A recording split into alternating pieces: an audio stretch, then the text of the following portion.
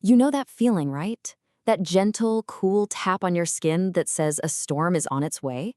It feels, it feels like nothing, really. Soft, almost insignificant. But what if I told you that behind that simple sensation is a story of incredible physics and, believe it or not, planet-shaping power? That's the big question, isn't it? And answering it is going to take us on a wild ride, from high up in the clouds all the way down to the ground, from just a simple feeling to some really complex science. So let's dive in and find out. All right, here's the game plan. We're going to start with what we feel versus what's actually happening.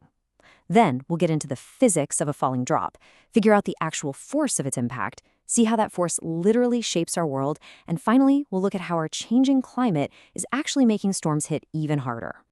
So, first up, let's talk about that disconnect, the gap between what a raindrop feels like and what the science says is going on. So you've got the sensation, that familiar, gentle tap. But then you've got the science, which describes a violent collision where a falling object just slams all of its energy into a surface in a split second. The story of a raindrop is really the story of these two completely different realities. Okay, so to really understand the impact, we have to understand the journey down. It all kicks off with two huge forces going head-to-head, gravity pulling down and air resistance pushing up. You know, if a raindrop fell in a vacuum with no air, it would just keep getting faster and faster and hit the ground like a tiny cannonball. But luckily for us, our atmosphere fights back. This upward push, this air resistance, eventually perfectly balances out the pull of gravity. And at that point, the drop stops accelerating. It has hit its top speed, its terminal velocity. And the difference that size makes here is just staggering. A tiny little drizzle drop, it's basically going at the speed of a slow jog. But a big, heavy drop from a thunderstorm, that thing can reach the speed of a world-class sprinter. And that difference in speed, well, it's absolutely crucial for how hard it hits.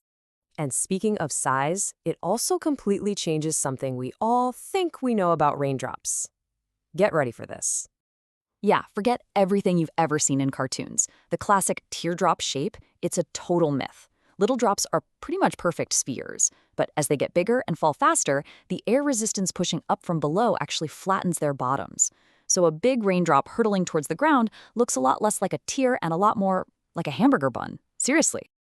All right, let's get to the main event, the moment of impact. How in the world do we actually calculate the force of this tiny bun-shaped projectile? So here's the secret sauce. A falling drop has momentum. Think of it as a tiny bowling ball hurtling towards the ground.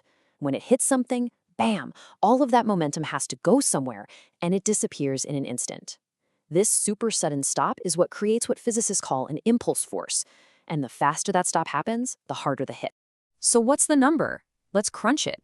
For a large, 5 millimeter drop hitting a hard surface at full sprint speed, the average force is about 0.45 newtons.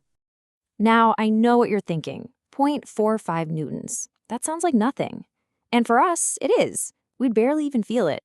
But in the natural world, a tiny force like that, repeated millions and millions of times, well, that can change everything. And this is where things get really fascinating. The incredible cumulative power of rain. Let's see how all those tiny little forces start to add up. The ripple effect from these millions of tiny impacts is just massive.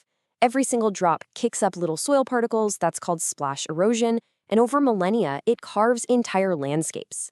Those same impacts compact farmland, they can splash diseases from the soil up onto plant leaves, and they even create that sound we all recognize as rain. But to really truly wrap your head around the scale of this force, we have to shrink our perspective way, way down to the level of, say, an insect. Just let that sink in for a second. A water balloon the size of a car. It's an absolutely unbelievable impact. And it suddenly makes sense why insects have evolved these incredible adaptations, like water-repellent exoskeletons, just to survive a simple rain shower. Okay, let's bring this all into the modern day for our final section and see how this fundamental force of nature is actually being amplified right now. The connection to our changing climate is, well, it's frighteningly direct. It's a simple chain reaction. As the planet warms up, the atmosphere can hold more water vapor. More water equals more fuel for storms, and that means more intense rainfall with larger and therefore faster and harder hitting raindrops. You can see the trend right here. The average impact force from each drop is on the rise as these storms get more and more intense. It is a direct consequence of a warming climate. And look, this isn't just some abstract idea on a chart. This is real-world consequences.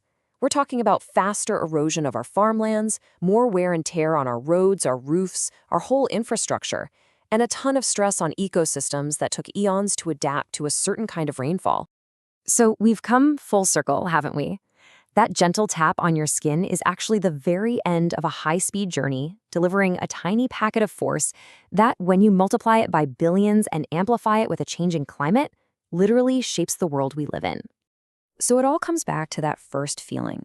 The next time you're outside and feel that first drop, will you think of it as just water? Or will you think of it as a tiny packet of world-shaping energy?